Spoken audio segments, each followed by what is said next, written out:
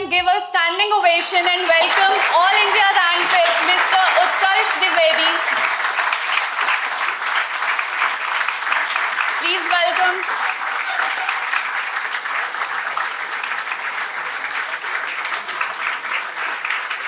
Please have a seat. And please welcome our Vice Chairperson Dr. S.S. Chaudhary sir. Give them a big round of applause.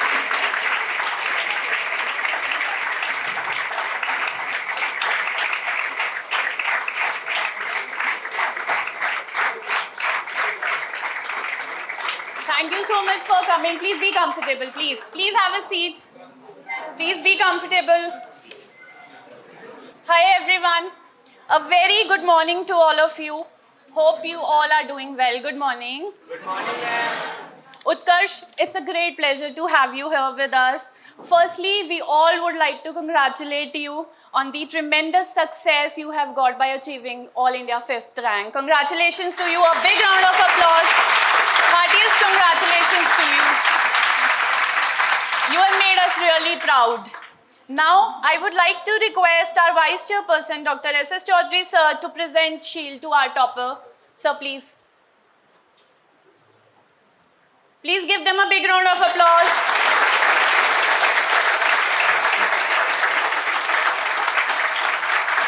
Congratulations.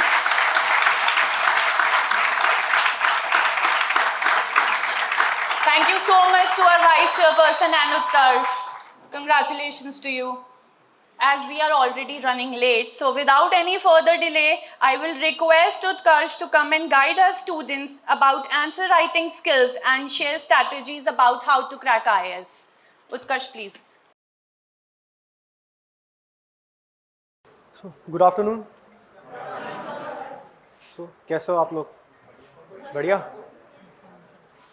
तैयारी कैसे चल रही है? Sorry for the delay. My sincere apologies. और is anyone writing mains this time? कोई नहीं है? ठीक है. तो देखिए यूपीएससी के बारे में फिर बात करते हैं. बहुत सारी चीज़ें हैं बात करने के लिए. तो we'll discuss about prelims, mains, interview. और the main the crux of the session would be answer writing. Because the crux of UPSC is answer writing. आपको आईएएस बनना है तो वो मेंस ही बना पाएगा. हाँ, प्रीलिम्स रोक सकता है, बट प्रीलिम्स में बहुत अच्छा स्कोर लाके आईएएस नहीं बनते हैं. मेंस में अच्छा स्कोर लाके बनते हैं. और I can personally vouch for this because मेरी ये जो रैंक है ये मेंस की वजह से ही है. इंटरव्यू में I have scored only average. तो I tell you about myself. जैसे मोस्ट ऑफ द स्टूडेंट्स आप लोग होंगे इंजीनियर्स होंगे, तो मैं भी वही हूँ. ठीक है. I have done my mechanical engineering from VIT Vellore. और 2018 में आई ग्रेजुएटेड. उसके बाद I came to Delhi for my preparation directly. और देन एक साल फिर पढ़ाई करके 2019 में मैंने पहला अटेम्प्ट दिया. और by God's grace I could reach the interview stage, but 23 number से मिस हो गया था कट ऑफ. फिर दूसरी बार फिर से दिया, फिर से इंटरव्यू तक पहुँचे, फिर 11 नंबर से मिस हो गया. फिर इस बार तीसरा अटेम्प्ट दिया, तब जाके रैंक आई है. तो इससे मतलब एक लर्निंग ये आप लोग ले सकते हैं कि इस एग्ज़ाम में जो अनप्रेडिक्टेबिलिटी है वो बहुत ज़्यादा है. And that is the truth about this examination. ये कोई मतलब डराने वाली बात नहीं है. आपके हाथ में सिर्फ मेहनत है आपकी. आप ईमानदारी से मेहनत करिए तो आप इंटरव्यू तक तो पहुंच जाएंगे. अगर आप ईमानदारी से मेहनत कर रहे हैं, आप you are putting in those hours, आप 10-10 घंटे पढ़ाई कर रहे हैं रोज़ का, तो इंटरव्यू तक तो पहुंचेंगे. ये 100% है. आगे फिर थोड़ा सा लक ज़्यादा हो जाता है इंटरव्यू स्टेज पे. तो आप जब यहाँ पे आए हैं तो एक जो है अपने आप को मेंटली इस चीज़ को मेकअप एक रखिएगा कि थोड़ा सा समय लग जाता है। देखिए फर्स्ट अटेम्प्ट में हो जाए तो nothing like it, but generally नहीं होता है, फर्स्ट अटेम्प्ट में बहुत कम हो पाता है। आपका हो जाए तो बहुत अच्छी बात है, भगवान करे हो जाए। लेकिन अगर आप प्रैक्टिकली चीज़ों को देखेंगे तो, और देखिए इस एग्ज़ाम में 6 अटेम्प्ट दिए भी इसीलिए हैं कि आप कभी गलती करें तो अपनी गलती से सीखें। यूपीएससी ऐसा एक इंस्टीट्यूशन है जो आपको गलती करके सीखने का मौका देता है, और शायद ही कोई ऐसा इंस्टीट्यूशन होगा। तो गलती करने से भी मत डरिएगा, एग्ज़ाम में भी, लाइफ में भी, ठीक है। तो फिलॉसफी असाइड, तो let's get down to business. तो पहले देखिए, पहला जो स्टेज है प्रीलिम्स का है, ठीक है। तो जैसे अगर प्रीलिम्स की बात करें, अच्छा एक चीज़ और है, आप लोग जब देखेंगे तो प्रीलिम्स में जब आप देखेंगे, देखिए आप ज़्यादा फोकस प्रैक्टिस पे रखिए। बिकॉज ये मैं इसलिए कह रहा हूँ क्योंकि पिछले 2-3 बार से, पर्टिकुलरली जहाँ तक मुझे याद है 2018 से, थोड़ा अगर आप नेचर देखेंगे पेपर 1 का, तो जो लेवल ऑफ टफनेस है वो यार काफ़ी बढ़ गई है प्री की। पहले तो मतलब अगर आप प्रीवियस ईयर क्वेश्चंस को सॉल्व करें, पहले कितने टफ नहीं लगते थे जितने 2018 के बाद से लगना शुरू हुआ है। और हर बार से 2019 हो, चाहे 20 हो, चाहे 21 हो, इस बार तो पेयर टाइप के क्वेश्चंस आ गए। तो जो लेवल है प्री का वो बढ़ता ही जा रहा है, तो फिर आपको अपना लेवल बढ़ाना पड़ेगा।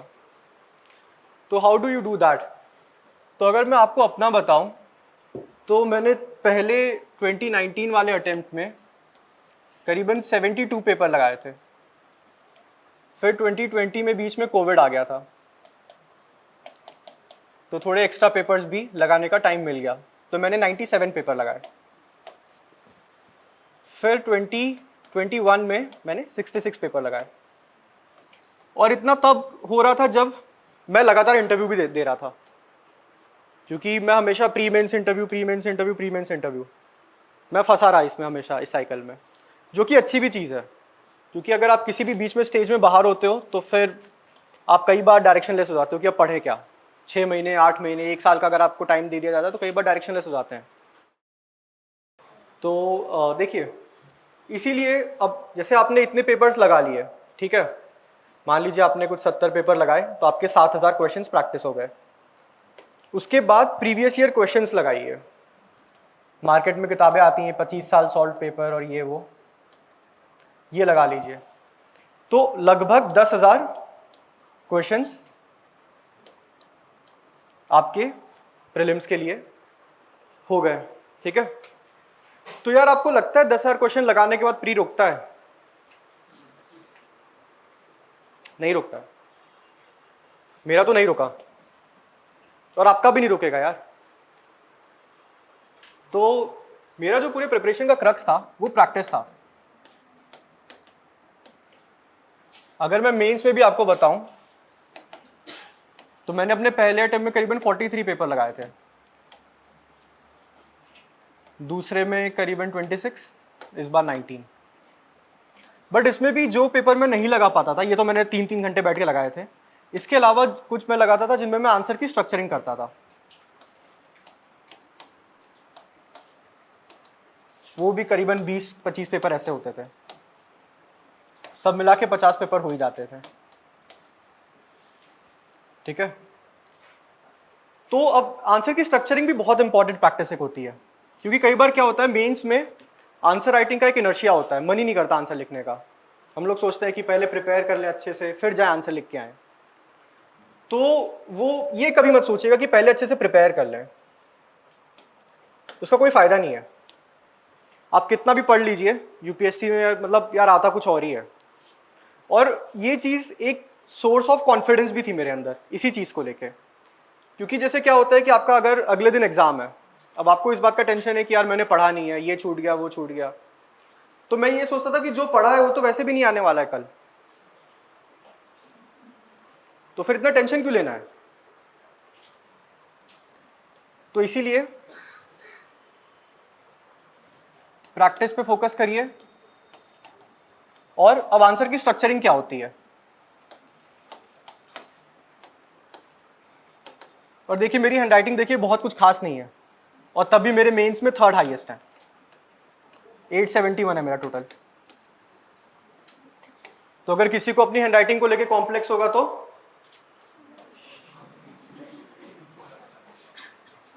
ठीक है। मतलब अभी मैं अपनी टेस्ट कॉपीज अपलोड कर रहा था, तो मेरे पापा ने देखा, बोले यार तुमने इस हैंडराइटिंग में मेंस लिखा हुआ है।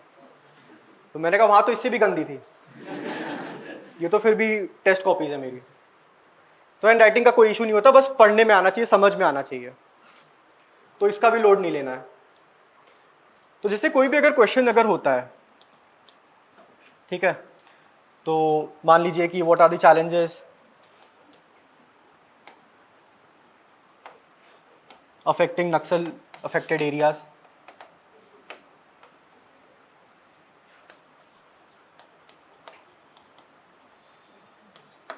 ठीक है, और what could be possible solutions.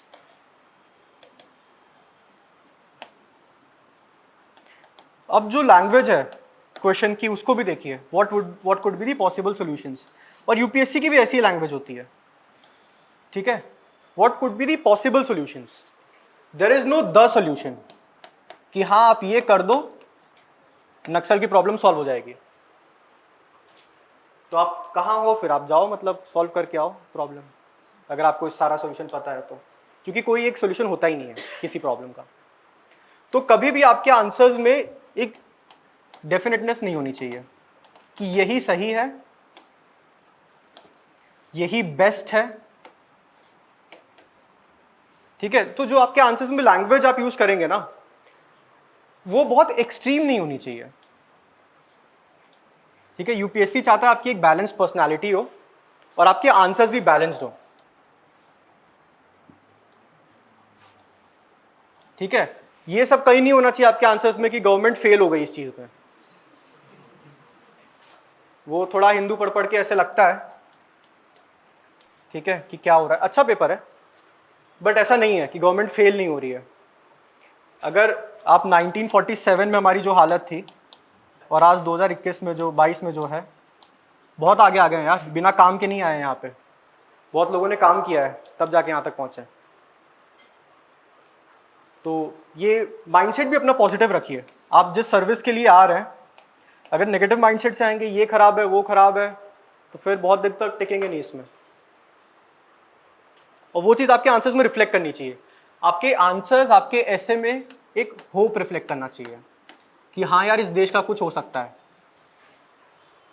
और हम ही करेंगे जो करेंगे, कोई बाहर से नहीं आएगा करने के लिए, ठीक है। तो फिर अब जैसे ये क्वेश्चन है कि what are the challenges affecting Naxal areas and what could be the possible solutions. तो जैसे एक फॉर्मेट है वही फॉलो करना है, इंट्रो बॉडी कंक्लूजन।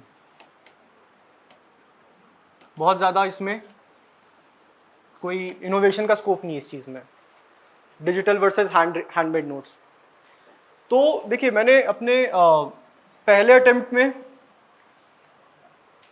मैंने अपना पूरा बीटेक बिना लैपटॉप के निकाला है। मैं इतना ट्रेडिशनलिस्ट हूँ। और फिर मेरे जो पहले अटेम्प्ट में जो वो थे वो pen and paper based notes थे, लेकिन उसके बाद फिर मैं डिजिटल नोट्स पर स्विच किया। और in hindsight digital notes are way better than pen paper, जो ऐसा मुझे लगा, ठीक है भाई।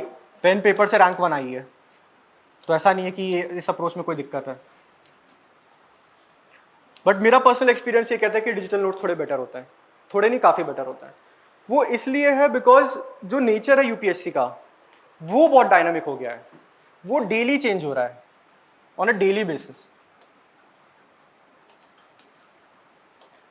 तो जब डिजिटल नोट्स होते हैं, जैसे मैं एवरनोट यूज करता था, आई स्टिल यूज इट बहुत सारी चीज़ों के लिए, तो इसमें एडिट करना बहुत ईजी हो जाता था। या आपने कोई न्यूज़पेपर आर्टिकल पढ़ा, कोई चीज़ इंपॉर्टेंट लगी, कट यहाँ से कॉपी किया और पेस्ट कर लिया। या जो मेरे नोट्स थे वो भी काफ़ी सेग्रीगेटेड थे, ऐसे का नोट्स अलग, GS1 का अलग, 2 अलग, फिर उसके बाद प्री का अलग, पर्सनालिटी टेस्ट का अलग। तो इससे थोड़ा एक ऑर्गेनाइज तरीके से जो है पढ़ाई हो जाती थी। तो ये मेरा एक्सपीरियंस है। और तो मेरे ब्लॉग पे मेरे जितने नोट्स हैं मैंने सबकी लिंक भी डाली हुई है, ठीक है। तो फिर उससे एक फायदा आपका ये हो जाएगा कि आपको थोड़ा वैल्यू एडिशन हो जाएगा।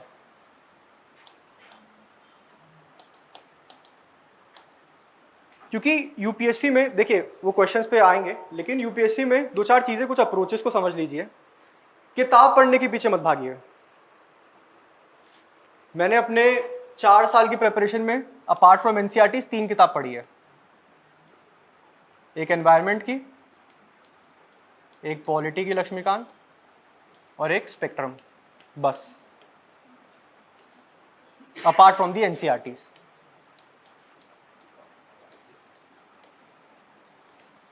अब यहाँ एक डिबेट है कैंडिडेट्स के बीच में, और कई जगह मुझसे लोगों ने पूछा भी कि सर एनसीईआरटी पढ़नी चाहिए कि नहीं पढ़नी चाहिए, क्या करें, पढ़े कि ना पढ़े। तो यार फिर जब इतना डिबेट है तो पढ़ के खत्म कर दो। टू बी और नॉट टू बी वाला क्वेश्चन अगर ये है, करें कि ना करें, तो करके खत्म कर दो ना। एक बार अगर पढ़ ली तो हमेशा के लिए डाउट खत्म हो जाएगा, ये तो पूरी जिंदगी भर डाउट रहेगा। और कितना दिन लगेगा एनसीईआरटी पढ़ने में? 10-15 दिन। और इससे आपका एक बेस बन जाएगा 6th to 12th। कौन सी? पॉलिटी वाली, हिस्ट्री, ज्योग्राफी, इकोनॉमिक्स, सोशियोलॉजी। तो इतना आपने पढ़ लिया, ये आपका बेस बन गया। थोड़ा सा अगर और आपको स्टैंडर्ड लेवल पे जाना है तो आपने लक्ष्मीकांत पढ़ लिया, आपने एनवायरनमेंट पढ़ लिया, आपने पॉलिटी पढ़ लिया, अरे स्पेक्ट्रम पढ़ लिया। अब इसके बाद और नॉलेज बटोर के करोगे क्या? ये exam is not looking for researchers. Research assistant नहीं बनना है ना, एडमिनिस्ट्रेटर बनना है।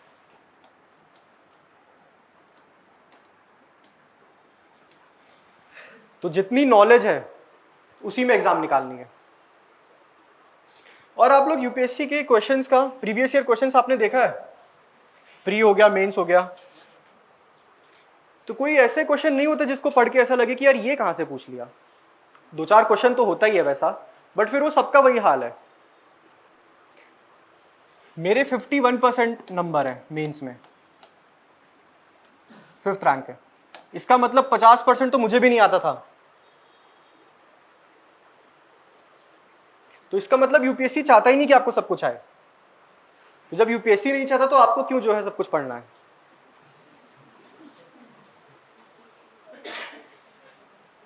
ठीक है। तो उससे फिर अब इधर आते हैं हम लोग आंसर पे। तो जैसे इंट्रो, बॉडी, कंक्लूजन का एक फॉर्मेट है। अब इंट्रो कैसे हो सकता है? 2-3 तरीके होते हैं। मैं एक तरीका फॉलो करता था स्टैटिस्टिक्स का। मेरा हमेशा अप्रोच होता था पहले मैं कोई एक स्टैटिस्टिक्स कोट करूं। अब स्टैटिस्टिक्स अगर ध्यान में नहीं आ रहा है, अब इसका अलग से मैंने नोट बनाया था। एक मेरा नोटबुक है, उसको मैंने नाम रखा वैल्यू एडेड मटेरियल। उसमें मैंने एक नोट बनाया कोट्स का, ऐसे वगैरह के लिए, एक बनाया स्टैटिस्टिक्स का, एक बनाया कमिटी एंड कमीशंस, एक बनाया सुप्रीम कोर्ट जजमेंट्स, क्योंकि यहीं से वैल्यू ऐड होगी। मेन मसाला तो सबको पता है। अरे सीबीआई पे अगर क्वेश्चन है इस बार, तो सबको पता है सीबीआई क्या है। 1946 Delhi special police establishment act से अपनी पावर डिराइव करती है। उसके बाद जनरल कंसेंट का इशू है, फेडरल इशू है। लेकिन बीच में सुप्रीम कोर्ट ने उस पर क्या कहा, क्या टिप्पणी दी, किसी कमिटी ने क्या रिकमेंड किया कि उसको स्टैट्यूटरी बॉडी बनाना है कि नहीं बनाना है। ये सब चीज़ें आपकी जो है आंसर्स को थोड़ा सा डिफ्रेंशिएट करेंगी। और ये एग्ज़ाम आधा आधा एक एक नंबर का खेल है। ये अभी रियलाइज़ नहीं होता है, ये बाद में रियलाइज़ होता है। आईएएस बनने के बाद एक एक नंबर पे लोगों का होम कार्डर चला जाता है। ठीक है, क्योंकि हम लोग बैठे थे डिस्कस कर रहे थे तो सब लोग कार्डर को लेके रो रहे थे। मैंने कहा बताओ आईएएस बन के तब भी रो रहे हो।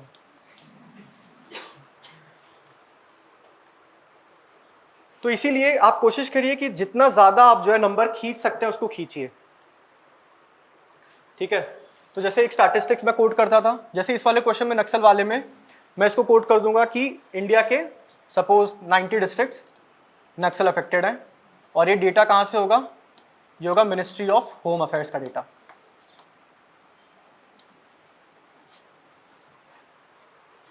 इतना हो गया। अब मान लीजिए एक छोटा सा, अब इस क्वेश्चन में डायग्राम थोड़ा आप बना सकते हैं, but don't over do it. एक भैया है मेरे, लास्ट ईयर 32 रैंक है, उन्होंने मुझे कहा था कि content is the king, content compromise मत करिए, don't focus on the beautification of answers. Answers को सुंदर नहीं बनाना है, आंसर्स को वर्थवाइल बनाना है। ऐसा मत सोचिए कि वहां पे जो एग्जामिनर बैठा है वो आपके आंसर्स नहीं पढ़ता है। अगर वो नहीं पढ़ रहा होता तो फिर 50% नंबर क्यों आ रहे हैं? सिर्फ वो पढ़ रहे हैं और वो देख रहे हैं कि बच्चे बकवास लिख रहे हैं, इसीलिए इतने कम नंबर आते हैं। तो आंसर्स को बहुत ज्यादा ब्यूटिफिकेशन नहीं करना है। और जैसे इस क्वेश्चन में आप एक डायग्राम बना सकते हैं छोटा सा, जैसे आपने यहां पे एक स्टैटिस्टिक्स लिखी, इतने डिस्ट्रिक्ट ये हो गए, उसका छोटा सा डायग्राम बना दिया, इंडिया का मैप बना दिया, ठीक है। और जैसे मैं बना ही देता हूं, देखिए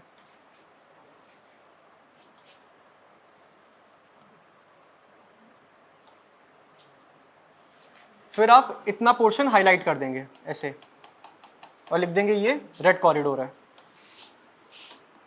ऐसा बोला जाता है from Pashupati to Tirupati. Pashupati temple है काठमांडू में। तो आपने अब यहां पे आप बना दीजिए, तो इससे वैल्यू ऐड हो रही है। अब कौन सा डायग्राम होता है जिससे वैल्यू ऐड नहीं होती है? जैसे मान लीजिए इंडिया श्रीलंका पे क्वेश्चन है और आपने डायग्राम बना दिया इंडिया का और यहां बना दिया श्रीलंका, इससे क्या वैल्यू ऐड हो गई यार? आपको तो लगेगा मैंने डायग्राम बनाया हुआ है, बट इससे कुछ पता ही नहीं लग रहा है। अब इसमें वैल्यू ऐड कैसे होती है? मान लीजिए क्वेश्चन सिक्योरिटी पे होता, ये GS2 में आया होता कि कैसे चाइनीज इन्वेस्टमेंट्स की वजह से इंडिया की सिक्योरिटी हार्म हो रही है, तब आप इसमें करते कि चाइना ने हम्बनटोटा पोर्ट ले लिया है, वेस्ट कोस्ट टर्मिनल ले लिया है, ईस्ट कोस्ट EWECT ले लिया है, ठीक है, यहां सी लेन्स ऑफ कम्युनिकेशन है, ठीक है। तो ऐसा एक्सपर्ट्स बोलते हैं कि ये part of string of pearls है इंडिया को कॉर्नर करने के लिए। अब इससे एक वैल्यू ऐड हो रही है, इससे कुछ समझ में आ रहा है इस डायग्राम से। तो समझिए कि किस डायग्राम से वैल्यू ऐड होती है, किससे नहीं होती है। और ये कंपलसरी नहीं होता। जैसे ये नक्सल का क्वेश्चन था तो आपने कर दिया। अब कोई सोसाइटी का क्वेश्चन है कि बिटकॉइन की वजह से, इस बार आया था GS1 में, बिटकॉइन की वजह से कैसे यूथ इंपैक्ट हो रहा है। अब इसमें जबरदस्ती डायग्राम मत बनाइए कि ऐसे बना दिया, बी लिख दिया, तो एकदम बकवास बात है ये, ठीक है। तो ये चीज समझिए। मान लीजिए यहां पे आपने ये बना दिया, ठीक है। अब आप सीधे बॉडी पे आइए, बिल्कुल भी बकवास नहीं करना है। जितना ज्यादा हो पाए आपको, जो UPSC ने जितना राइटिंग स्पेस दिया हुआ है उसको अच्छे से यूज करना है, अच्छे से फिलअप करना है, ठीक है। तो उसमें बकवास नहीं होनी चाहिए, आप सीधे डिमांड को हिट करिए। क्योंकि कुछ कुछ जगह मैं देख रहा था, कुछ मेरे दोस्त थे उनकी कॉपीज में देख रहा था, तो एक एक पैराग्राफ का इंट्रोडक्शन है।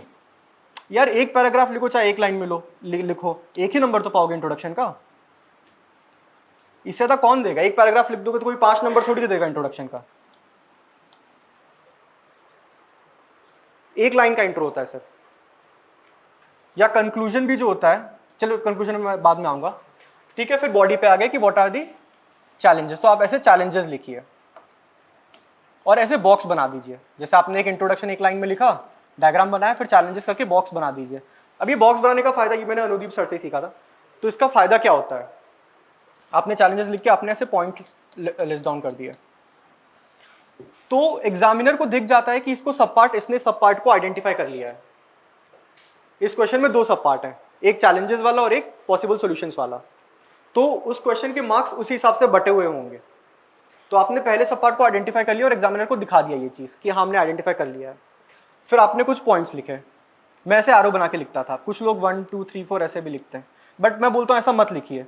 एग्जामिनर को क्यों बताना है कि इतने पॉइंट लिखे हैं मैंने? वो देख लेगा 4 लिखे हैं तो आधा आधा करके 2 नंबर दे देगा।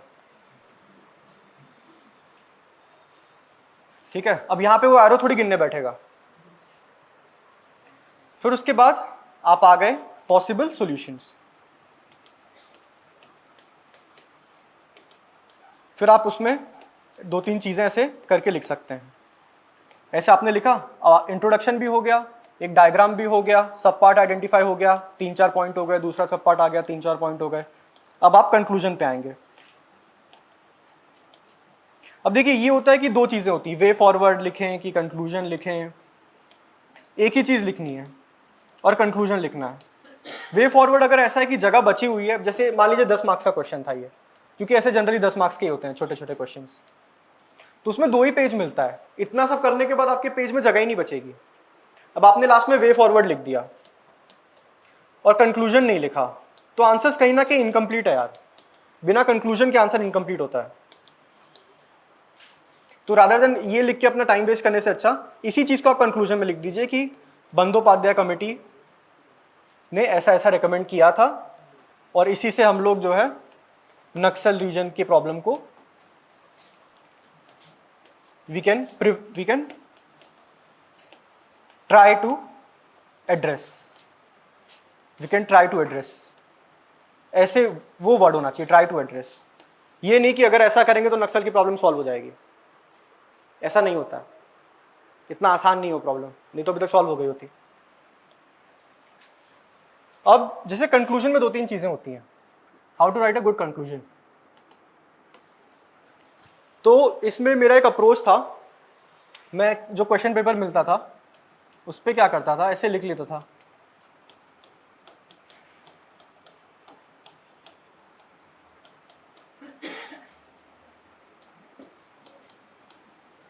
Fundamental rights, duties, DPSP, preamble and SDG, ये मैं ऐसे पेपर पे लिख लेता था। और अब मैं कोशिश करता था कि कंक्लूजन में कहीं ना कहीं से इसको ले आऊं, बिकॉज उससे फायदा ये होता है कि जब आप लिखते हैं कि इससे ये हमारी ड्यूटी पूरी होगी, या इससे ये फंडामेंटल राइट स्ट्रेंथन होगा, या इससे डीपीएसपी का ये ऑब्जेक्टिव पूरा होगा, या इससे ये प्रियम्बल की ये सारी चीजें पूरी होंगी, तो उससे एग्जामिनर को ये समझ में आता है कि आपका दिमाग सिर्फ कॉन्स्टिट्यूशन के इर्द गिर्द घूम रहा है। आपका पूरा अप्रोच ही कॉन्स्टिट्यूशनल है और ये पूरा देश कॉन्स्टिट्यूशन से चलता है। कॉन्स्टिट्यूशनल सुप्रीमेसी है इंडिया में। तो जब आप ऐसे कंक्लूड कर रहे हैं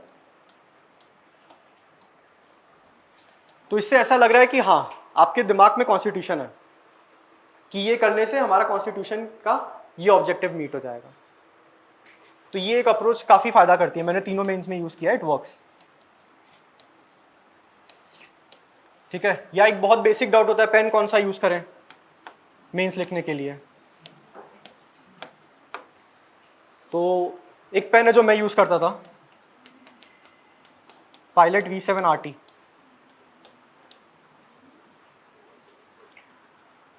तीनों बार यूज किया, तीनों बार निकला है। तो the pen has been loyal to me and I have been loyal to this pen. And देखो अभी तो ये हंसी आ रही है सुन के, बट मैं अपना पर्सनल एक्सपीरियंस बताता हूँ मेंस का। इसी बार का GS2 का पेपर था और काफ़ी लेंदी था इस बार का GS2 का पेपर, और मेरा कंप्लीट हो गया 5 मिनट पहले। तो पीछे एक लड़का था, वो आके बोल रहा है कि भाई तुम कौन सी पेन से लिखते हो। और जिस दिन जब फाइनल पेपर था मेंस के, तो मैं देख रहा था कि वो किसी और लड़के से पूछा था भाई तुम कौन सी पेन से लिखते हो।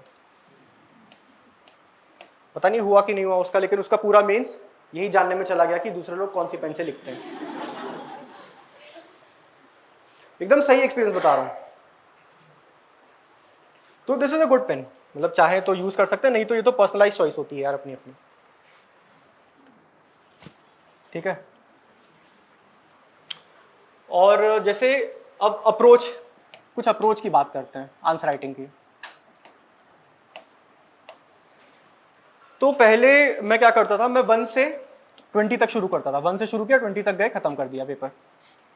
और पेपर खत्म करने की जो मैं बात कर रहा हूं, मतलब यूपीएससी में पेपर कंप्लीट करना मतलब इज अ सिने क्वा non, absolute necessary.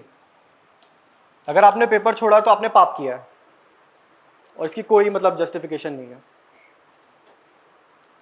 No justification. आप पेपर नहीं छोड़ सकते हैं, मतलब आप मुझे ये आके मत कहिए कि मेरा पेपर छूट गया बिकॉज ऑफ दिस रीजन। हाथ से नहीं लिख पा रहे हैं तो पैर से लिखिए, लेकिन पेपर पूरा करके आइए।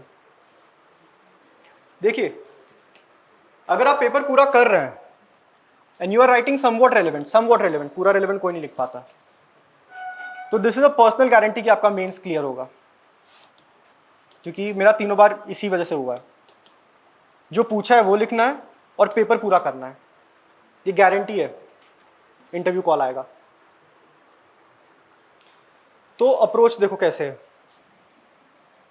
अब इसके लिए टेस्ट लगाना बहुत जरूरी होता है कि पेपर पूरा करने के लिए, इसीलिए मैं इतनी देर से जो है प्रैक्टिस पे आपको बोल रहा हूँ, प्रैक्टिस पे फोकस करिए, प्रैक्टिस पे फोकस करिए। बिकॉज जब आप इतने पेपर लगा लेंगे, इतनी प्रैक्टिस कर लेंगे, तो आप अपने आप सीख जाएंगे कि पेपर को कैसे पूरा करते हैं, ठीक है। और उससे फायदा क्या होता है, टेस्ट पेपर से फायदा क्या होता है?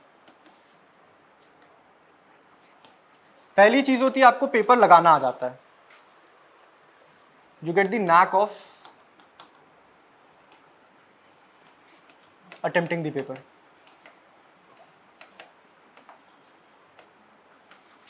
ठीक है, टाइम कैसे मैनेज करें क्वेश्चंस के बीच, and this is for pre as well as for mains.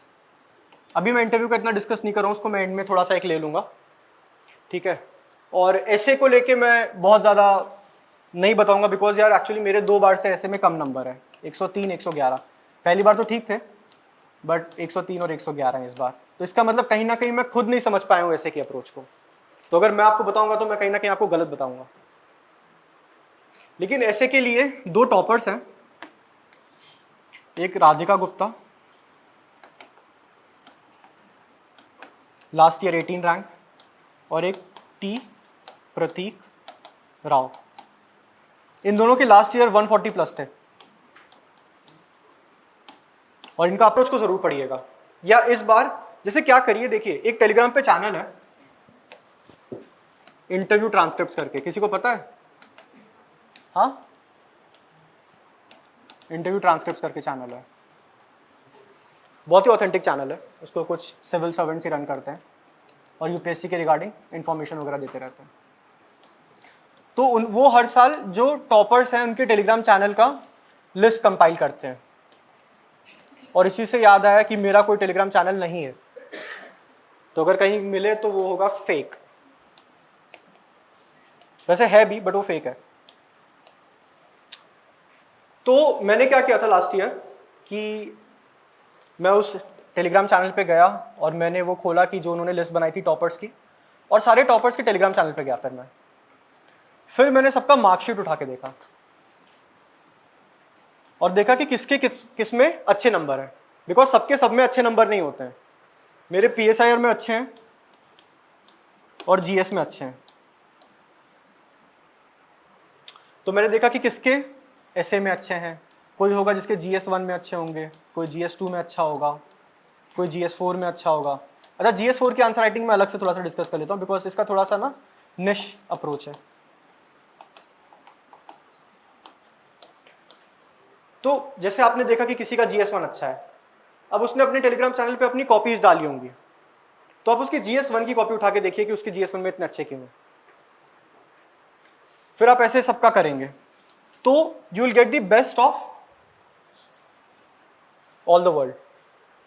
सबका जो सबसे अच्छा अप्रोच है वो आप जो है निकालिए। और इसीलिए मेंस के लिए कुछ लोगों की आंसर राइटिंग के लिए कुछ टॉपर्स हैं जो मैं सजेस्ट करता हूं, जिनकी कॉपीज को जरूर पढ़ना चाहिए। सबसे पहले तो दिव्या मिश्रा मैम है।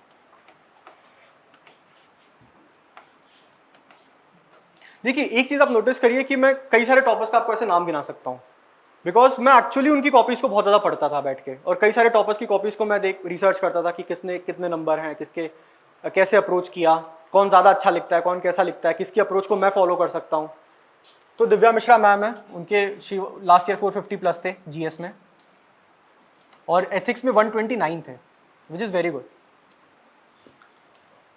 दूसरा जागृति अवस्थी मैम है, रैंक 2, इनके मेंस में बहुत अच्छे थे। और तीसरा एक लक्ष्मण तिवारी सर है, इनके भी मेंस में दोनों बार इन्होंने 2 अटेम्प्ट दिया, एक बार आईपीएस हुए, एक बार आईएएस हुए, दोनों बार इनकी 840 प्लस इन्होंने मारा हुआ है मेंस में।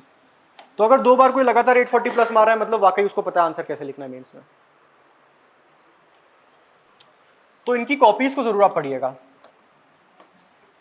तो इनकी कॉपी से एक चीज मुझे समझ में आई, वो ये थी कि ये लोग नंबर ऑफ पॉइंट्स बहुत लिखते थे। जैसे मैंने आपको बताया ना, जो क्वेश्चन लिया नक्सल वाला, उस पे क्या था, पहले चैलेंजेस था और दूसरा पार्ट क्या था, पॉसिबल सॉल्यूशंस। तो मैं पहले बस 3-4 पॉइंट लिखता था ऐसे, लेकिन इनकी कॉपीज मैंने जब उठा के देखी तो मैं देख रहा हूँ यार 7-7, 8-8 पॉइंट्स है पर सब पार्ट। तो आप खुद सोचिए, एक एग्जामिनर है जो मेरी कॉपी देखेगा 4 पॉइंट, इनकी कॉपी देखेगा 8 पॉइंट, तो इनको ज़्यादा नंबर देगा ही ना यार मुझसे ज़्यादा मेहनत की इन्होंने आंसर लिखने में। हाँ, बशर्ते बकवास नहीं लिखना, ये नहीं है कि मतलब पॉइंट्स बढ़ाने के चक्कर में कुछ भी लिख रहे हैं। और जो सबसे इंपॉर्टेंट पॉइंट है उसको सबसे पहले आप लिख दीजिए। 2-3 पॉइंट जो सबसे इंपॉर्टेंट है उस क्वेश्चन को लेके उसको आप पहले लिख दीजिए, ताकि एग्जामिनर को समझ में आ जाए कि आपको पता लग गया क्वेश्चन किस बारे में, आप समझ गए क्वेश्चन क्या है। उसके बाद आप थोड़ा बहुत पेरिफेरल भी, इधर उधर की भी बात लिख देंगे तो वो इतना माइंड नहीं करेगा।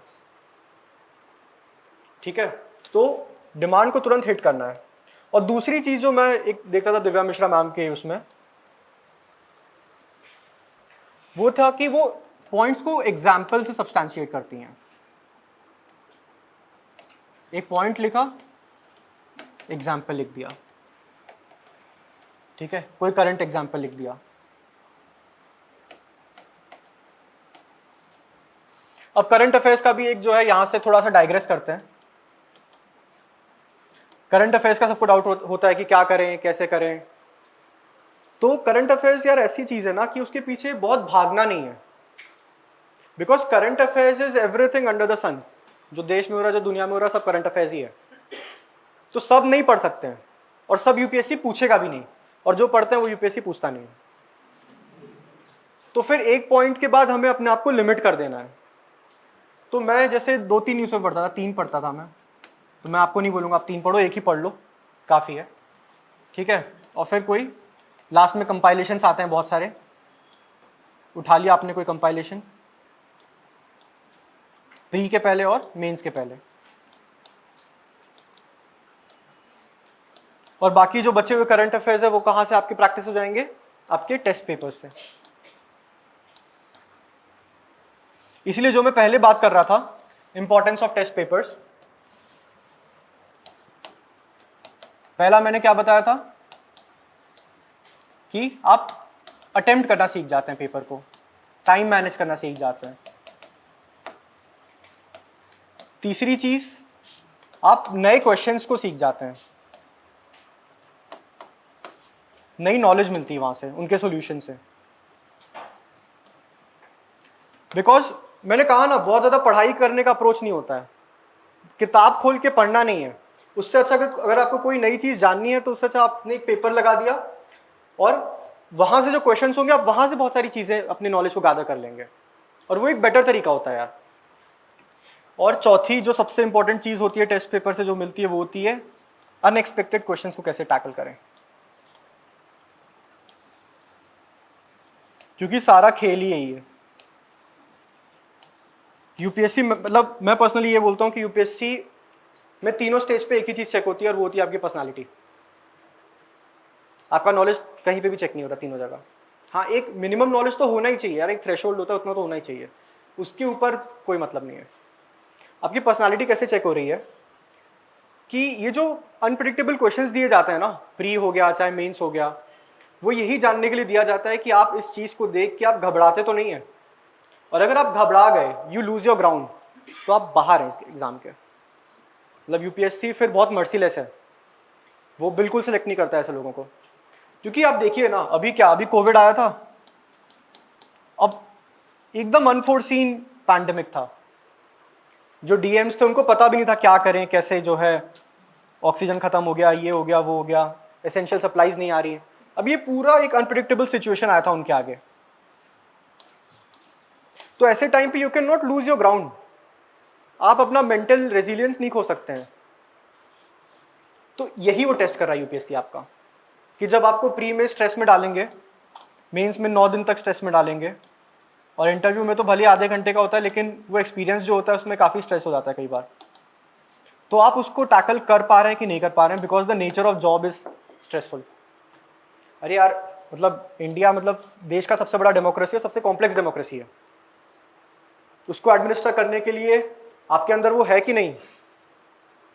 नॉलेज से एडमिनिस्ट्रेशन नहीं होता है, स्किल से एडमिनिस्ट्रेशन होता है। आपके पास स्किल होनी चाहिए एडमिनिस्ट्रेशन करने की। और वो स्किल कैसे आती है? When you practice. जब आप पेपर्स को प्रैक्टिस करेंगे तब आप वो स्किल डेवलप करेंगे। कौन सी स्किल?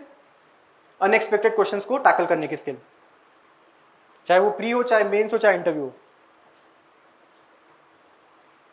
ठीक है, तो इसीलिए मैं टेस्ट पेपर्स पे इतना फोकस करता हूं।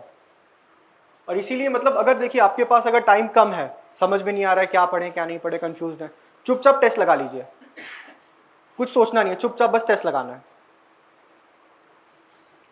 ठीक है, तो जैसे back to Divya Mishra ma'am, वो क्या करती थी? एग्जाम्पल लिखती थी और फिर करंट अफेयर्स का मैंने आपको बता दिया। बहुत ज़्यादा पीछे मत भागिए, फायदा नहीं है। ठीक है, यूपीएससी कुछ और पूछ लेता है, और एक पॉइंट के बाद बहुत ज़्यादा करंट अफेयर्स मैटर भी नहीं करते हैं। तो मैं भी यही करता था। मैंने लेकिन क्या किया, मैंने ऐसे पॉइंट लिखा इस बार, और नीचे ऐसे एग्जाम्पल करके ऐसे गोला बना के एग्जाम्पल लिख दिया। तो ये मैंने इसलिए किया ताकि एग्जामिनर को पता लगे कि मैं एग्जाम्पल लिख रहा हूँ। अगर मैं मेहनत कर रहा हूँ एग्जाम्पल लिखने में, तो एग्जामिनर को दिखना भी चाहिए कि मैंने एग्जाम्पल लिखा है। तो उसको दिखा के लिखना है, ये रहा एग्जाम्पल। फिर एक पॉइंट लिखा, एग्जाम्पल।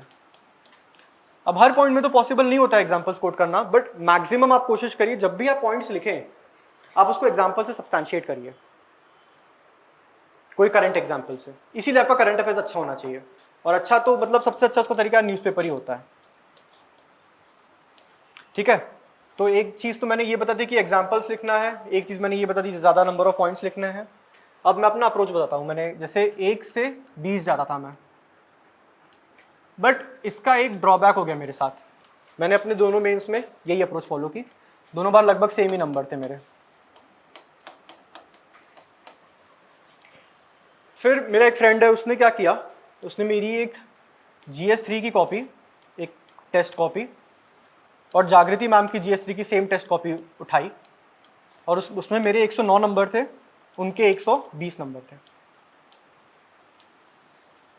ये डायग्नोस उसने किया कि प्रॉब्लम क्या हो रही थी कि एंड तक आते आते आप इतना थक जाते हैं मेंटली और फिजिकली कि आप क्वेश्चंस में डैमेज करना शुरू करते हैं। आप मतलब मैं ही कर रहा था डैमेज। ठीक है, जैसे और इनका कंसिस्टेंट था, 15 में से 7.5, 7.5, 8, 120 आ गया। मेरा यहाँ तक तो ठीक था, लास्ट में 15 में से मुझे 2.5 नंबर मिल रहा है, 3 नंबर मिल रहा है, 4 नंबर मिल रहा है, क्योंकि मैं इतना थक गया हूँ कि मैं क्वेश्चन को ना सही से समझ पा रहा हूँ, ना सही से एड्रेस कर पा रहा हूँ। और पेपर तो पूरा कर दे रहा हूँ लेकिन उसको सही से नहीं पूरा कर पा रहा हूँ, और इसीलिए मेरा एंड तक आते आते स्कोर डैमेज हो रहा है। तो इसका फिर क्या तरीका निकाला गया? इसका तरीका निकाला गया कि पहले जो 15 मार्कर्स हैं उनको कर लेना चाहिए। तो फिर क्या होता है कि जैसे जो स्कोप ऑफ डैमेज है वो 15 मार्कर्स में बहुत कम होता है, बहुत ज़्यादा होता है, सॉरी। जैसे अगर आपने अच्छा आंसर लिखा तो आपको 8 नंबर आ गए 15 में से, खराब आंसर लिखा 3 नंबर आ गए 15 में से। अब यहीं आप 10 मार्कर्स में जाइए। अच्छा आंसर लिखा 5 नंबर आ गए 10 में से, बुरा लिखा 3 नंबर आ गए 10 में से। यहाँ पे देखिए कितना बड़ा डैमेज हो रहा है, 5 नंबर का डैमेज हो रहा है पर क्वेश्चन अगर आप खराब आंसर लिख रहे हैं तो। और यहाँ पे सिर्फ 2 नंबर का डैमेज हो रहा है। तो मिनिमाइजेशन ऑफ द डैमेज, ये अप्रोच निकाली गई, क्योंकि डैमेज तो हो ही जाता है अंत तक आते आते, इतना रश हो जाता है। और यूपीएससी का जब आप मेंस लिख रहे होते हो तो बड़ा स्ट्रेसफुल भी होता है। अभी तो मैं 2 बार से लिख रहा हूँ, ठंडी में मेंस हो रहा था, प्लस कोविड वगैरह का भी टाइम था, तो वो और स्ट्रेसफुल हो गया था। तो फिर मैंने क्या किया, मैंने पहले 11 से 20 किया, उसके बाद मैंने 1 से 10 किया। 10 से 1 नहीं गया मैं, क्यों? क्योंकि इसका मतलब जो लास्ट के 5-10 मिनट होंगे उसमें क्वेश्चन नंबर 1, 2 और 3 होंगे, और एग्जामिनर यहीं से कॉपी खोलेगा, तो यहां से खोलते उसका मूड ऑफ नहीं होना चाहिए। तो मैं 1 से 10 गया फिर, कि जो मेरे सबसे खराब क्वेश्चन होंगे वो होंगे 8, 9, 10।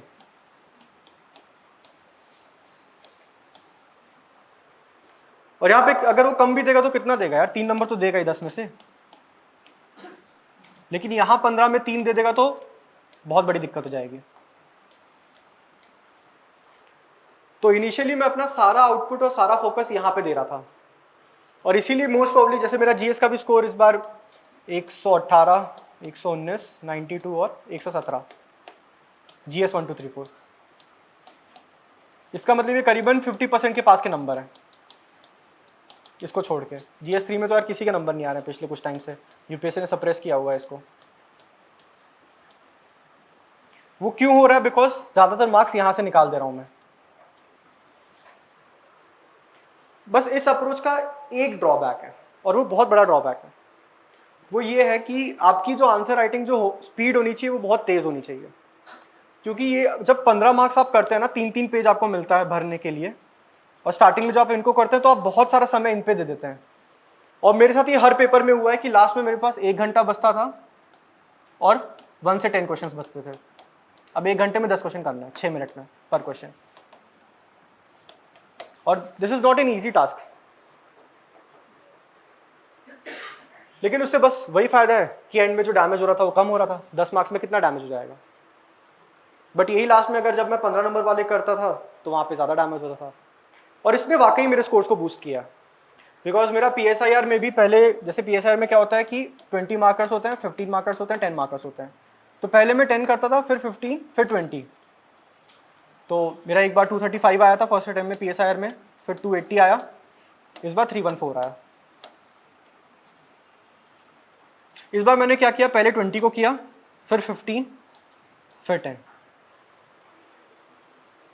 तो बस यही सबसे बड़ा डिस्क्लेमर है कि आप लास्ट में 1 घंटे में एक पैनिक सिचुएशन आती है, उसको हैंडल करना है। अगर उसको हैंडल कर लिया और पहले ये वाले क्वेश्चंस कर लिए तो जनरली ये होगा कि आपके नंबर्स थोड़े से ऊपर बूस्टअप होंगे, बिकॉज आपने जो अच्छा कंटेंट है वो यहाँ पे ऑलरेडी दे दिया है 15, 10, 11 से 20 वाले में।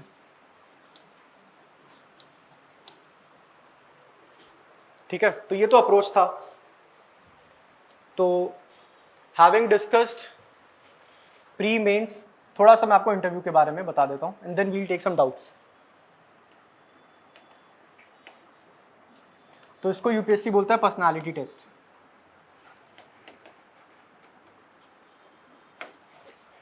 तो ज़्यादा बोलने का कोई वो नहीं है, बिकॉज मेरे खुद के तीनों बार बहुत एवरेज नंबर हैं, 160, 157, 165, तीनों बार लगभग बराबर ही हैं। पहले अटेम्प्ट में मैंने 23 मार्क्स लगाए थे इंटरव्यू के, दूसरे में 7, तीसरे में 6। बट नंबर ऑफ मार्क्स का मार्क्स से कोरिलेशन नहीं है।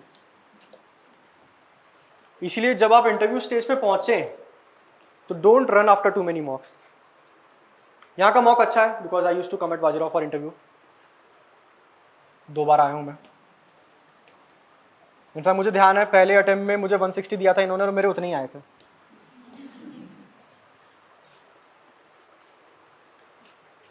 तो 3-4 मार्क्स काफ़ी होते हैं to get an idea. But interview की जो स्टेज है ना, उसको भी आप उतने ही सीरियसनेस के साथ आप लीजिए जितना आप प्री और मेंस को ले रहे हैं, बिकॉज ये मेक और ब्रेक वाली स्टेज है इंटरव्यू। थोड़े से कम नंबर ऑफ बाहर, और जो स्ट्राइक रेट ऑफ मार्क्स है ना इंटरव्यू में वो बहुत ज़्यादा है। ठीक है, आप मेंस में 50 नंबर ऊपर नीचे करने में 1 जन्म लग जाता है, और इंटरव्यू में आधे घंटे में होता है वो चीज़।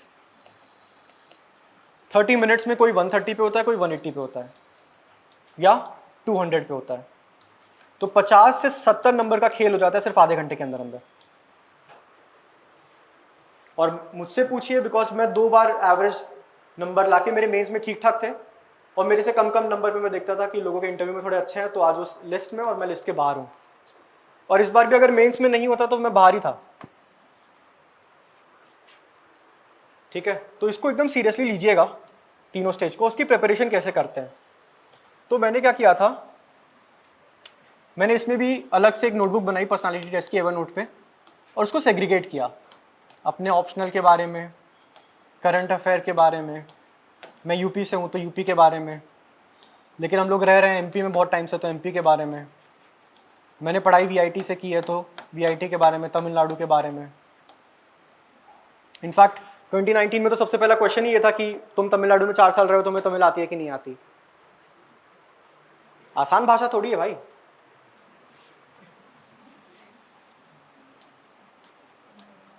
और प्लस कॉलेज में आप जाते हैं तो वहाँ पे हिंदी इंग्लिश में काम हो जाता था, इसलिए यार ज़रूरत नहीं पड़ी कभी। बट कहीं ना कहीं वो एक नेगेटिव इंप्रेशन चला गया मेरा, ठीक है। और उसके बाद जैसे कुछ जो मुझे रिव्यूज़ मिलते थे कोचिंग्स में, वो सब, और लर्निंग फ्रॉम टॉपर्स, क्योंकि टॉपर्स के बहुत सारे मॉक इंटरव्यूज़ आपको अवेलेबल होते हैं ऑनलाइन। तो इसको मैंने ऐसे ऐसे ऐसे से सेग्रीगेट किया हुआ था, ठीक है। फिर मैं रोज़ इंटरव्यू के टाइम पे जो न्यूज़पेपर का कंजम्पशन है वो बढ़ जाना चाहिए, ठीक है। कम से कम 5 से 6 न्यूज़पेपर आप पढ़िए, because you have to form opinions on issues. क्योंकि कोई न्यूज़पेपर कॉम्प्रिहेंसिव ओपिनियन नहीं देता यार, सब ना थोड़े से बायस्ड होते हैं, कोई इधर का ओपिनियन देगा, कोई उधर का ओपिनियन देगा। आपको कहीं सेंटर में आना है, और वहाँ पे जो लोग भी बैठे हैं उनको बहुत नॉलेज होती है, वो खुद बहुत न्यूज़पेपर वगैरह पढ़ते हैं। तो अगर आपको उनसे थोड़ा भी बैठ के कॉन्वर्सेशन करना है, उस लेवल का एक इंटेलेक्चुअल लेवल मैच करना है, तो कुछ चीज़ें आपको पता होनी चाहिए, और वो खुद से नहीं आएंगी, उतना आपको न्यूज़पेपर पढ़ना पड़ेगा, ठीक है। तो ये ओवरऑल अप्रोच था। अब कुछ स्पेसिफिक डाउट्स वगैरह ले लेते हैं।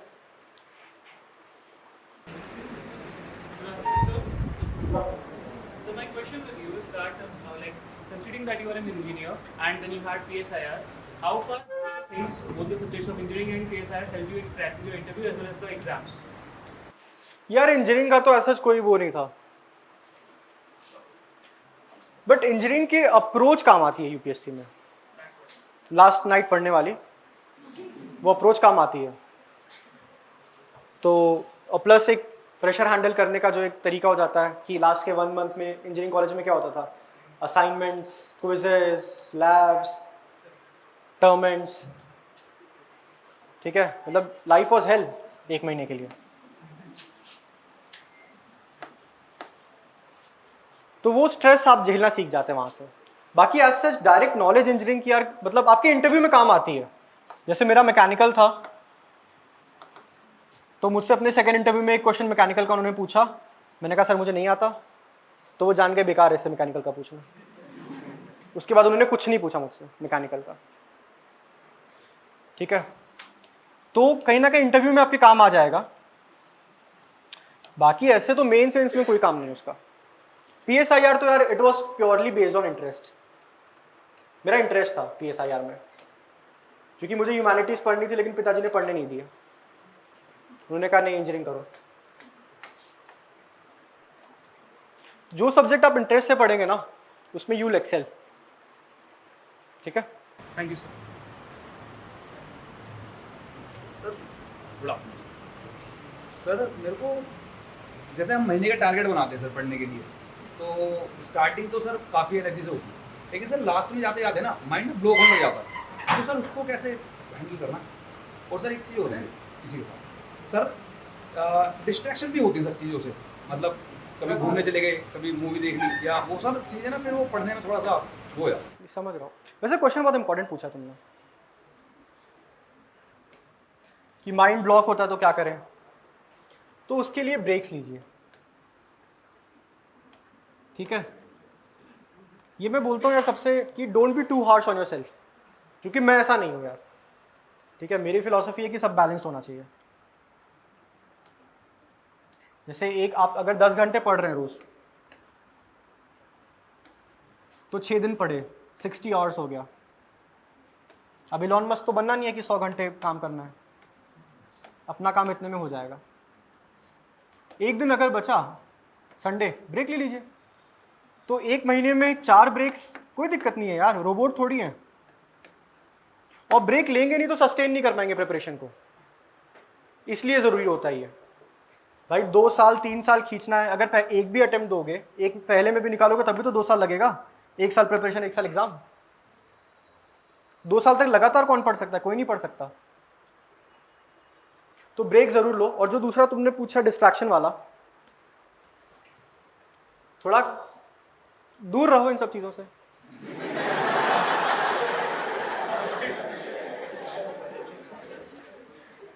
नहीं, बिकॉज यार फिर क्या होगा ना कि आपको बाद में सिर्फ रिग्रेट रह जाएगा कि जब पढ़ाई करनी चाहिए थी तो हमने किया क्या।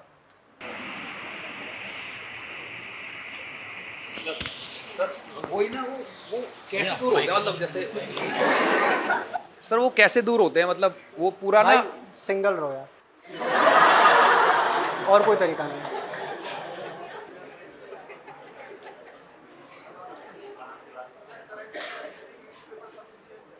न्यूज़पेपर सफिशिएंट है, प्लस जो मंथली कंपाइलेशन वगैरह आता है वो पढ़ सकते हो, योजना पढ़ लो, और बाकी टेस्ट वगैरह लगाओगे तो वहाँ से क्वेश्चंस हो जाएंगे।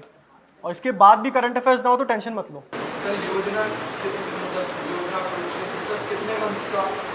योजना 1 साल का, 1 ईयर काफ़ी है, और वो भी सिर्फ रेलेवेंट टॉपिक्स, और उसमें भी बस 1-2 आर्टिकल्स यार, बिकॉज वो एक ही आर्टिकल को लेके वो लोग अलग अलग आर्टिकल्स छाप देते हैं एक ही टॉपिक पे। 1-2 आर्टिकल्स पढ़ लो, it will be more than enough. ठीक है। हाँ, पीयर प्रेशर को कैसे हैंडल करें? व्हाट आई मीन इज कि मैं कुछ पढ़ रही हूँ, मेरे साथ वाली कुछ पढ़ रही है, मेरा कोई और दोस्त कुछ पढ़ रहा है, तो वो बहुत इफेक्ट करता है मतलब स्ट्रैटेजी को, कि मैंने कुछ सोच के रखा है कि मैं ये पढ़ना है, and all of a sudden I see कि my friend has completed the NCERTs, और all of a sudden I see that my friend has completed all the main books. So वो चीज़ कैसे खुद को समझाएं कि नहीं मेरी स्ट्रैटेजी ठीक है, और कैसे समझे कि मेरी ही स्ट्रैटेजी काम करेगी? यार देखो, इस एग्ज़ाम में किसी को नहीं पता होता कि किसकी स्ट्रैटेजी काम करेगी किसकी नहीं करेगी। होने के बाद लगता है कि अपनी स्ट्रैटेजी बेस्ट है, बट जब तक नहीं हुआ रहता है नहीं पता होता है, पहली चीज़। दूसरी चीज़, कोई परफेक्ट स्ट्रैटेजी नहीं होती है। अगर इस बार 685 लोग रेकमेंड हुए हैं तो इसका मतलब यूपीएससी निकालने के 685 तरीके हैं। किसी भी 2 इंसान की स्ट्रैटेजी सेम नहीं हो सकती, दिस इज़ अ गारंटी। कोई 2 लोग ये नहीं बोलेंगे कि हमने भी ऐसा ही किया, हमने भी ऐसा ही किया। तो इसका मतलब आप जो कर रहे हैं वो आपकी यूनिकनेस है, वो जो कर रहा है वो उसकी यूनिकनेस है। You can not compare Apple and oranges. और देखो, मेरे ग्रुप में I was not the person जो सबसे ज़्यादा पढ़ता था, I was not the person. मैंने कहा ना, मैं बैलेंस्ड उसमें विश्वास रखता हूँ। ठीक है, थोड़ा बहुत चिल भी करिए और पढ़ाई भी करिए।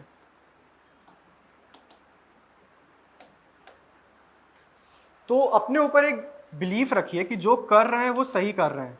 फिर आप डीएम बन जाएंगे, आपको लगेगा यार ये तो ऐसा काम कर रहा है, ये ऐसा काम कर रहा है, तो आप क्या कर रहे हैं अपने डिस्ट्रिक्ट में? फिर अपने ऊपर भरोसा नहीं होगा तो कैसे निकालोगे एग्जाम को? और पीयर प्रेशर मत लो यार। जैसे एक अच्छा पीयर ग्रुप बनाओ। मेरे कुछ दोस्त थे तो वो लोग, मैं बोल रहा हूँ ना, वो लोग ज़्यादा पढ़ते थे, तो वो मुझे बोलते थे, वो मुझे अल्टीमेटम देते थे कि आज इतनी तारीख को हम लोग इसका टेस्ट देने लगा रहे हैं, प्री का या मेंस का, तुमको आना है तो आओ, वरना मत आओ। और फिर मुझे उसमें जाके जो है उस एक पीयर प्रेशर में, but that is a positive peer pressure जो आपको टेस्ट लगाने में मजबूर कर रहा है। मैं जाके टेस्ट लगा के आ जाता था। नंबर कुछ भी आया, नंबर से मतलब नहीं है टेस्ट में। ठीक है, टेस्ट में जो नंबर आते हैं उनको don't take it on your heart, दिल पे नहीं लेना है। अगर कम है तो बस देखो कम क्यों है। ठीक है, ये नहीं सोचना है कि जो है इसमें इतना कम आ गया, यूपीएससी में तो और कम आ जाएगा, ये हो जाएगा, वो हो जाएगा। नहीं, डोंट एक्स्ट्रापोलेट। और पीयर प्रेशर नहीं लेना यार। अगर एक अच्छा पीयर ग्रुप होगा ना तो आप बहुत आगे जाएंगे इस प्रिपरेशन में। How can we manage GS papers and optional simultaneously? Good.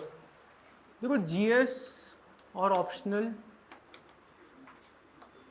I would suggest 40:60 का रेशियो रखिए। 60% टाइम यहाँ दीजिए और 40% थोड़ा सा इसमें जीएस 4 पे थोड़ा ज़्यादा टाइम दीजिए। ठीक है, क्योंकि यहाँ पे थोड़े नंबर ज़्यादा आ जाते हैं। और ऑप्शनल में देखिए, जो आपके 280, 300 ये सब टाइप का स्कोर ऑप्शनल में ही आता है। जीएस में कुछ भी कर लो, 110 पार करना इज़ अ चैलेंज जीएस में। तो 40:60 इज़ अ गुड रेशियो। ठीक है। So how to manage revision multiple times because resources बहुत सारे होते हैं, और कभी कभी ऐसा होता है कि हमने ये सब्जेक्ट पढ़ लिया और हम आगे वाले पे बढ़ गए, लेकिन हम पीछे का सारा भूल गए। यार रिवीजन तो जैसे मेरा जो अप्रोच था वो इंजीनियरिंग वाला अप्रोच था यार, लास्ट मंथ वाला। अगर मेरा मान लो अगर मुझे मेंस देना होता तो मेरा टारगेट होता 20 अगस्त तक पढ़ाई होगी, उसके बाद कोई पढ़ाई नहीं होगी। फिर 20 अगस्त से कब से है, शायद 16 सितंबर से मेंस की, खाली रिवीजन होगा और इसमें मल्टीपल रिवीजन कम से कम 2 से 3 बार। ये मेरा अप्रोच था। आप अगर भूल रहे हैं तो आप क्या कर सकते हैं, एक महीने में एक बार कोई दिन एक रख सकते हैं, मंथ का लास्ट के 2 दिन 31 पूरे महीने में जो पढ़ा है उसको सिर्फ रिवाइज करने के लिए 2 दिन रख दिया आपने। ये एक अप्रोच हो सकती है, ठीक है। आंसर राइटिंग में स्टार्टिंग में आंसर लिखना जैसा भी हम लोग लिख रहे हैं काफ़ी टाइम लग जाता है, half an hour by 50-60 minute एक ही क्वेश्चन पे, तो फिर ऐसा लगता है कि और पढ़ लें फिर लिखें। तो सर ये कॉमन है या फिर नहीं, ठीक है, कॉमन है। देखो ये मत सोचो कि और पढ़ ले फिर लिखें, मैं बार बार एक ही चीज़ बोल रहा हूँ, बहुत फ़ायदा नहीं होगा बहुत पढ़ने का इस एग्ज़ाम में, नहीं होता है। जितना पढ़े हो उसी में उस आउटपुट को लेके आओ, वही चैलेंज है। बिकॉज यार जितना भी तुम पढ़े हो यूपीएससी में कुछ और आ जाएगा, तो अगर तुम यहाँ पे उसको टैकल नहीं कर पा रहे हो तो वहाँ कैसे टैकल कर पाओगे, ठीक है। और आंसर जैसे जो भी लिख रहे हो परफेक्ट आंसर की तरफ मत जाओ, ठीक है। तो एक लाइन है ना, perfection is the enemy of the good. Good answer पे फोकस करो या अबव एवरेज आंसर पे फोकस करो। एक अच्छा सा एक ढंग का इंट्रोडक्शन होना चाहिए जो उस चीज़ को डिफाइन कर रहा हो या कोई स्टैटिस्टिक्स को कोट कर रहा हो, सब पार्ट सारे एड्रेस हो जाने चाहिए और एक कंक्लूजन होना चाहिए। अगर इतना लिख दिया तो काफ़ी है यार, और क्या लिखोगे इसके अंदर। और से जैसे रिवीजन कोई भी ऐसा होता है कि पढ़ लिए फिर रिवीजन करना, पूरा नोट्स उठा के दोबारा पढ़ने में वो बोरिंग हो जाता है, आधा पढ़े बीच में मिड पहुँचते पहुँचते बोरिंग हो जाता है। उसका कोई अदर अप्रोच हो कि रिवाइज करें उसको ऐसे करो ना, जैसे मैं क्या करता था, मान लो मैंने कोई किताब पढ़ी पहली बार, तो जो मैं पढ़ता था उसमें जो इंपॉर्टेंट हो गया उसको मैंने अंडरलाइन कर दिया। दूसरी बार पढ़ूंगा तो जो मैंने अंडरलाइन किया सिर्फ वही पढ़ूंगा और कुछ हाईलाइट करते हुए चलूंगा। तीसरी बार जो मैंने हाईलाइट किया सिर्फ वही पढ़ूंगा। चौथी बार हाईलाइट में भी कुछ चीज़ें मुझे याद हो गई होंगी 3 बार पढ़ने की वजह से, तो वो मैं काटता हुआ चलूंगा। 5वीं बार सिर्फ जो हाईलाइट बचेगा बिना काटा हुआ, इसका मतलब वही ऐसी चीज़ अब रह गई जो मुझे याद नहीं हो रही, तो मुझे बस उतना ही पढ़ना है। तो जब मैं चौथी या 5वीं बार पढ़ूंगा तो मुझे कोई भी किताब 2 से 3 घंटे ज़्यादा नहीं लगी पढ़ने में। हाँ ठीक है, पूछ लो। हाँ बोलो। इससे हम ऑप्शनल कैसे चूज कर सकते हैं, जैसे क्या क्या फैक्ट्स हम देखें कि हमारी ऑप्शनल ये बेस्ड रहेगी। देखो चूजिंग ऑप्शनल,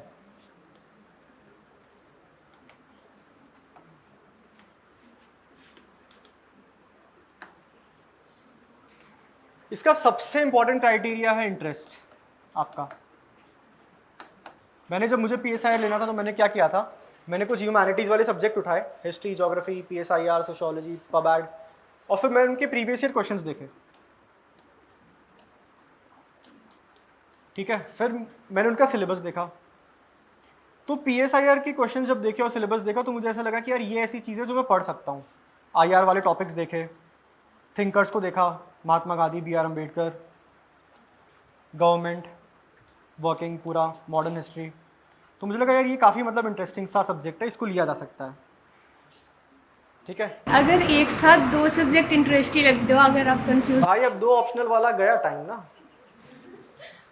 नहीं sir, I mean to say that कि मैंने हिस्ट्री और ज्योग्राफी रखा है और मैं एक साथ पढ़ रही हूँ ताकि मैं चूज कर पाऊँ, लेकिन दोनों इंटरेस्टिंग लग रही है, तो उससे पॉज कैसे। कर लो।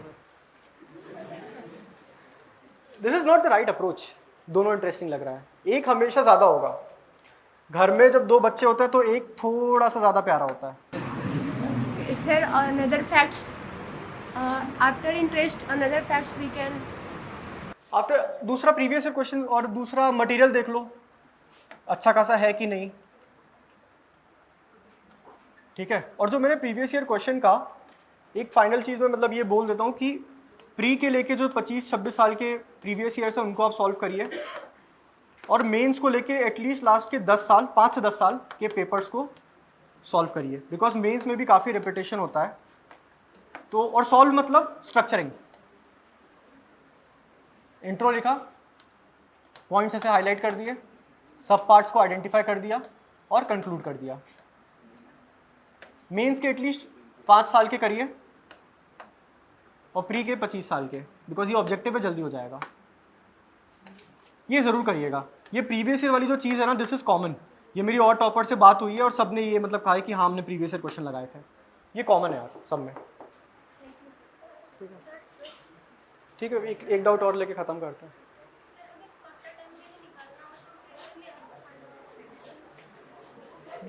देखिए फर्स्ट अटेम्प्ट में निकालना हो तो कितने घंटे पढ़ना होगा। एक मैम है इला त्रिपाठी, उनकी 51 रैंक आई थी 2016 या 2017 में या 16 में शायद। तो उन्होंने एक मंत्र दिया था 10 for 1। अगर आप रोज़ 10 घंटे पढ़ रहे हैं 1 साल के लिए तो आप इस एग्ज़ाम को निकाल देंगे। कोचिंग को इंक्लूड करके, बिना उसके फिर वो 12-13 घंटे हो जाएगा, उतना नहीं सस्टेन हो पाता है। तो मैंने इसको फॉलो किया and I could reach the interview stage 3 बार। 2023 में अगर एग्जाम देना है तो सर स्ट्रेटजी क्या होनी चाहिए उसके लिए? आप भी पूछ लीजिए, फिर मैं दोनों का एड्रेस कर देता हूँ। I have basic question is which newspaper to read, sir, the Indian Express or the Hindu? Because I am very confused between two. Because I found that whenever I read the full article of the editorial part in the Hindu, I didn't get the what they are telling. And sometimes political issues are more in the Hindu. I found Indian Express is good. But aspirants, when it comes to UPSC, people say that the Hindu is the most preferable newspaper. So I have one side fear about that. So what is your opinion, sir, about this? See, if you are finding Indian Express more comfortable, go with Indian Express. Tension नहीं लो। और 2023 की जो बात की थी, अभी क्या चल रहा है? अगस्त आ गया, आज अगस्त आ गया। ठीक है, तो आपका जनवरी तक अगले साल मेंस का सिलेबस आपके हाथ में होना चाहिए। मैं ये नहीं बोल रहा हूँ टेस्ट वेस्ट लगा के पूरा अच्छे से प्रिपेयर हो जाओ, ये सब नहीं, बट सिलेबस कवर हो जाना चाहिए, जीएस प्लस ऑप्शनल। और क्योंकि आप लोग फर्स्ट अटेम्प्टर्स हैं तो पहले अटेम्प्ट में प्री को एकदम अच्छा खासा तवज्जो दीजिए। उसके बाद फरवरी, मार्च, अप्रैल में 28 मई को 28 की 30 मई को शायद प्री है।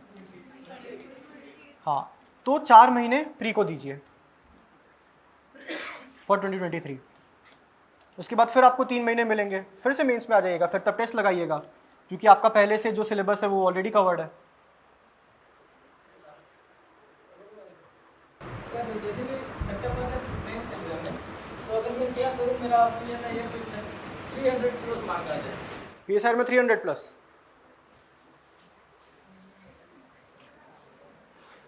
मेरे लास्ट ईयर भी पीएसआईआर में 280 थे और इस बार भी 314 है। तो इसका मतलब कहीं ना कहीं पीएसआईआर में आंसर कैसे लिखना है मुझे थोड़ा बहुत समझ में आ गया है। सब मैंने मेंशन किया है, कीवर्ड्स, स्कॉलर्स को यूज़ करना है कि नहीं करना है, कौन से रिसोर्सेज को रेफ़र करना है, और वहाँ पे मेरे सारे नोट्स का, एवर नोट का लिंक भी है, पूरा तुम्हें पीएसआईआर मिल जाएगा वहाँ पे। ठीक है,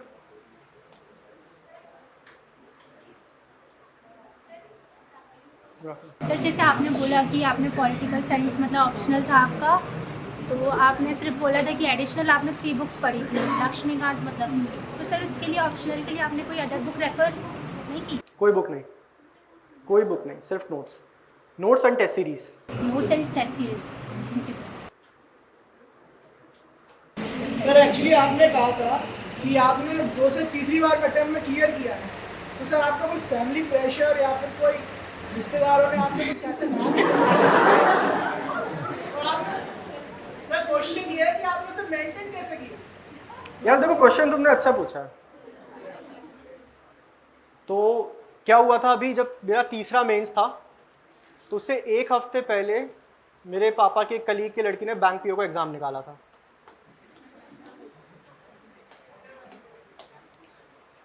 और पापा ने मुझे कहा बेटा आपकी मेंस दे के आना तो एक बार बैंक पीओ का फॉर्म भर देना। तो मैंने कहा यार पापा आपको ही मेरे पर भरोसा नहीं है। तो वो सिचुएशंस आती हैं। और आज यार मेरी 5th रैंक है, वही रिश्तेदार दिन में 5 बार कॉल करते हैं, कैसे हो, खाना खाया कि नहीं खाया। तो सारी समय समय की बात होती है। सर तो आपने अपने आप को मोटिवेट कैसे किया? मोटिवेट क्या यार, मतलब कुछ बड़ा कर रहे हो ना जीवन में, समय लगता है। ठीक है, महल बना रहे हो, ताजमहल बना रहे हो, ताजमहल को भी कितने 16 साल 22 साल ऐसे कुछ लगे थे, 22 साल। एक दिन में ताजमहल नहीं बना था, या तो एक दिन में सिर्फ झोपड़ी बनती है। ठीक है, So that was really inspiring and valuable addition. Hope आप सबको answers मिल गए होंगे अपने questions के. So on ending note now, let's thank Utkarsh sir for coming and making this event happen. Thanks a lot that you have spent time for our students. Vajira and Ready team wishes you all the best. Thank you so much, and special thanks to our students for being good audience. Thank you.